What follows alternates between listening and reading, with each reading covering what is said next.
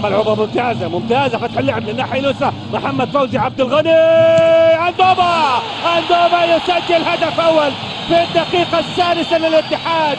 أخيرا اندوما يسجل بعد سلسلة من الكرات والتسللات، ولكن يسوق معايا وبيمشي، والفرحة الغريبة العجيبة عن طريق اندوما، لكنها فرحة جميلة بمشاركة الجميع. هدف أول للعبيد، هدف أول للاتحاد يأتي في الدقيقة السادسة من زمن شوط المباراة الأول، وفابريس اندوما يسجل للاتحاد في شوط المباراة الثاني بعد كرة، بعد تمريرة ممتازة. شوفوا من فين تمريرة رائعة، تبدو من محمد أبو سبعان، حنتأكد، لمحمد فوزي عبد الغني اللي عكسها ممتاز.